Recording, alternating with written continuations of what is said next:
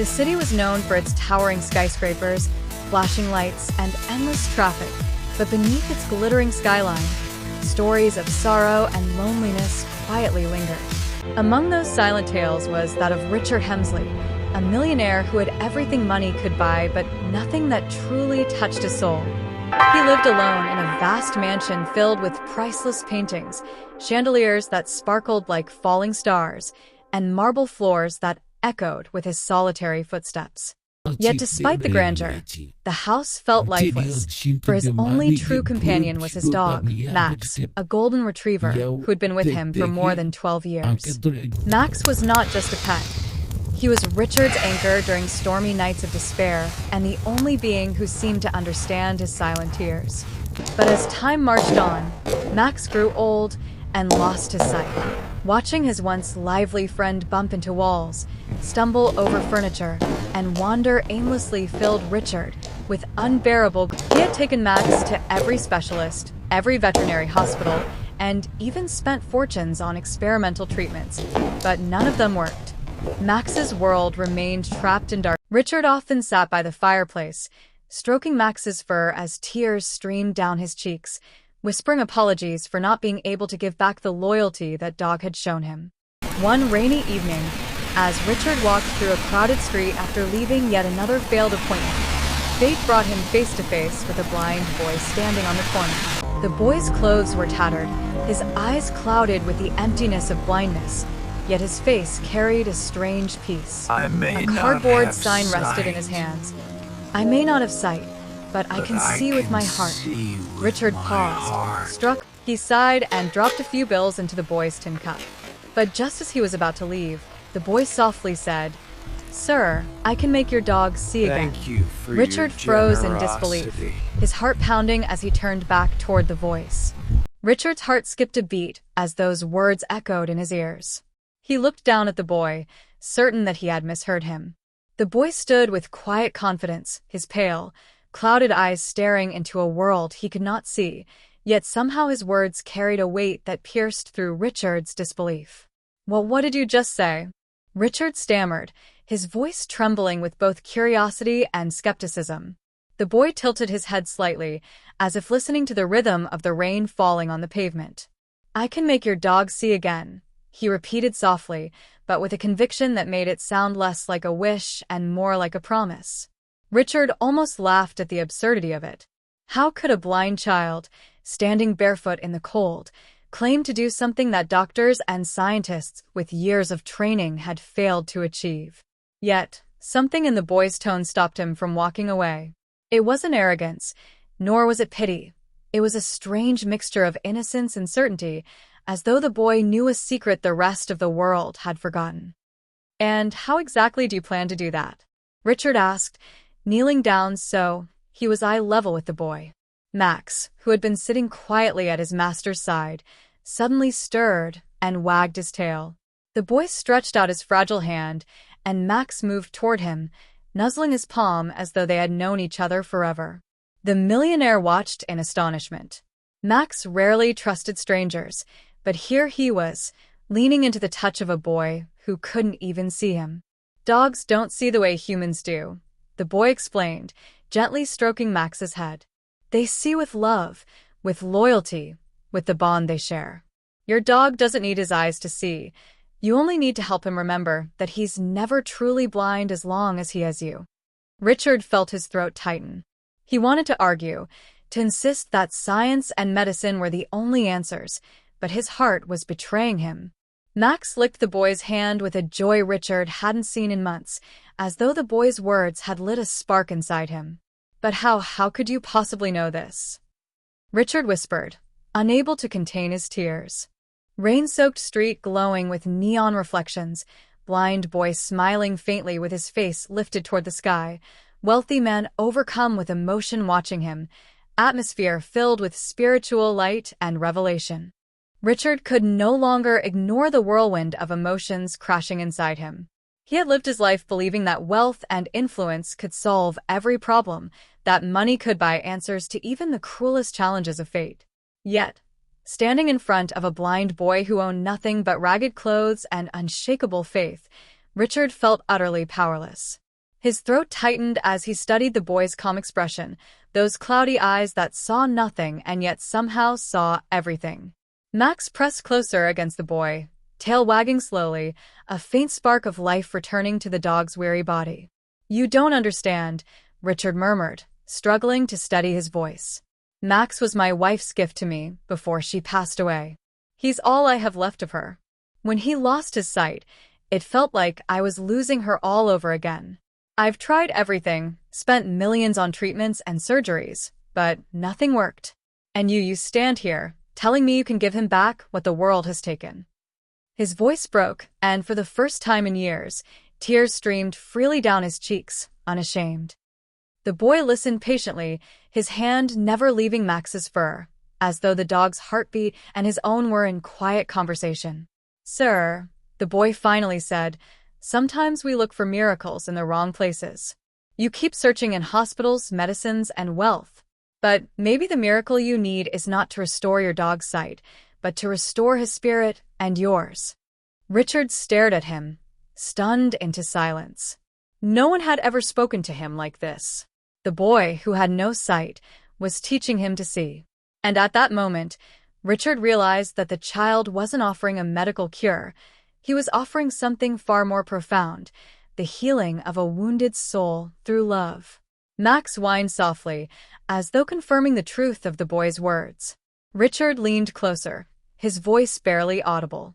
"But how do I do that?"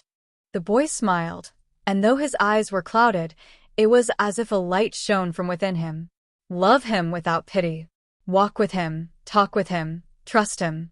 Don't focus on what he lost. Remind him of what he still has. His world isn't gone, sir. It just looks different now. If you show him the way with your heart, he will see again." The millionaire bowed his head, tears dripping onto the pavement. For years, he had been blind not in sight, but in spirit. And here was a child, broken in body but whole in heart, opening his eyes for the very first time. The rain had eased into a gentle drizzle, and the city's neon lights reflected on the wet streets like fragments of shattered stars. Richard sat on the curb beside the boy, no longer caring that his expensive suit was soaking through. For the first time in decades, he wasn't a millionaire, a man of power, or a public figure. He was simply a lonely human being, desperate for meaning, and humbled by the wisdom of a child who owned nothing. Max lay between them, his breathing calm, his head resting peacefully on the boy's lap. "What's your name?" Richard finally asked, his voice softer, stripped of all the arrogance wealth had once given him. The boy tilted his face toward Richard, smiling faintly. "Ethan," he said. "My mother used to tell me that the name meant strong. I try to live up to it, even if I can't see the world the way others do." Richard nodded, his throat aching as he repeated the name silently. Ethan. A name that somehow carried more value than all the diamonds and gold locked away in his mansion. "Do you have anyone, Ethan? Family?" Richard asked carefully, almost fearing the answer.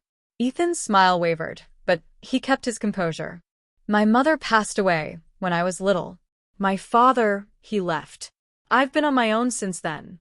But I don't think of myself as alone. God gives me people to meet, even if just for a moment, and sometimes that's enough." The words pierced through Richard like arrows, not because they were filled with sorrow, but because they were drenched in strength.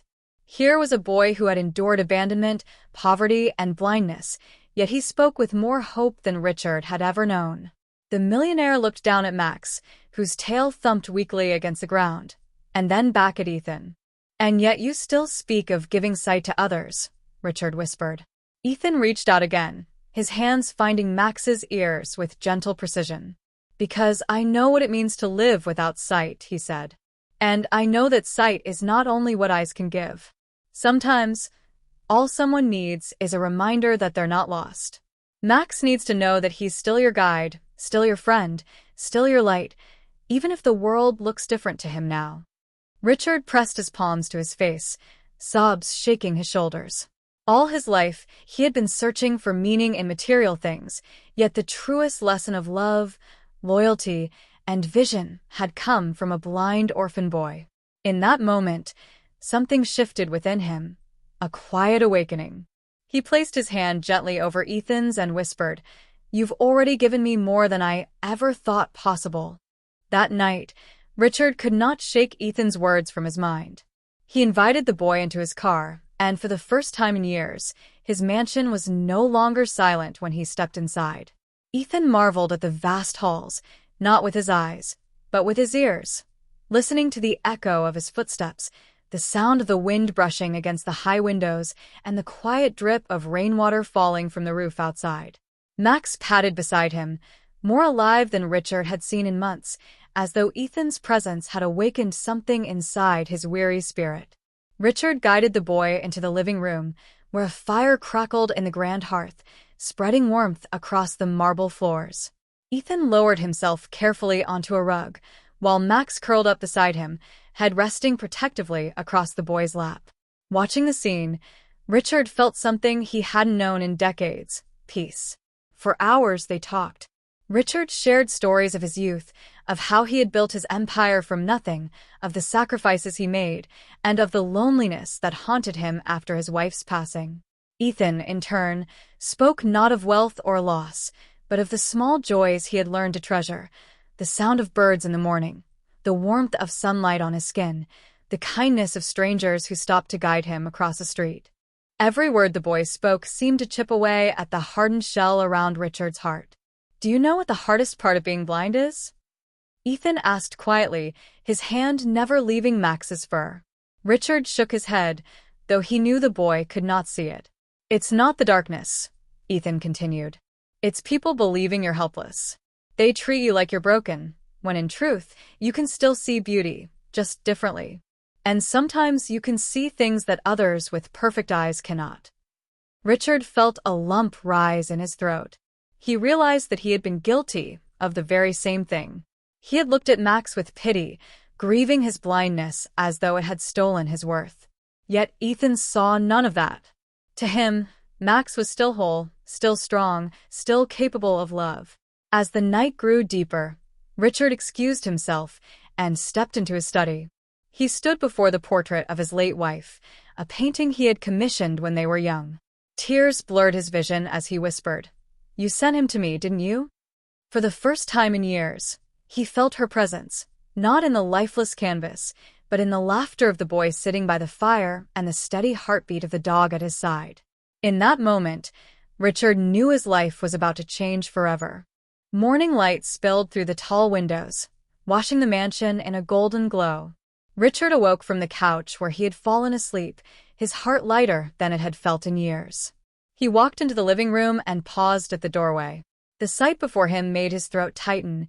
Ethan was asleep on the rug, Max curled up against him like a guardian, their breathing rising and falling in the same rhythm.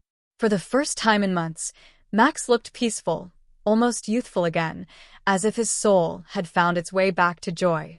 Richard stepped closer, careful not to wake them, and realized that the boy had already done what no doctor, no amount of wealth, and no miracle drug could do. He had restored life where despair had settled. Richard sank into a chair, covering his face with trembling hands. Tears poured freely, not tears of grief, but tears of release, of gratitude, of healing.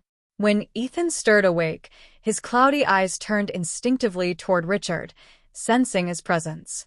"Sir," he whispered, his voice still thick with sleep, "did Max sleep well?"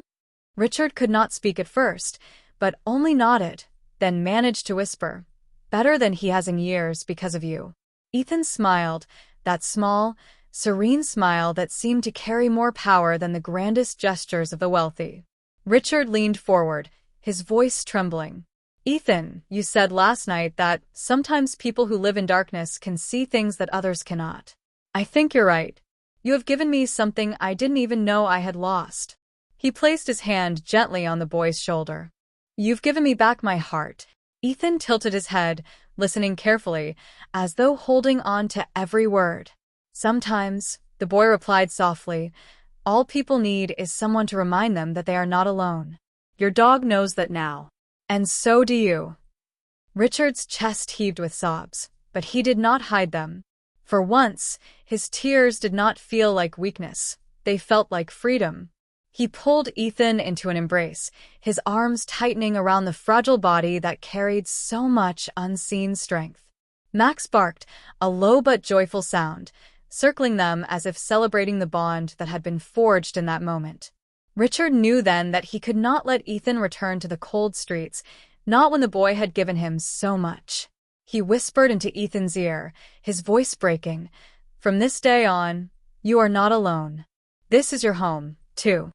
Ethan trembled in his arms, silent tears slipping down his cheeks, while Max pressed close to them both. And in that sunlit room, where sorrow had once ruled, a new family was born, not bound by blood, but by love, loyalty, and the kind of vision that only hearts can see. For the first time in years, Richard felt truly alive, and he knew with certainty that his wife was smiling from beyond, proud of the miracle their love had led him to.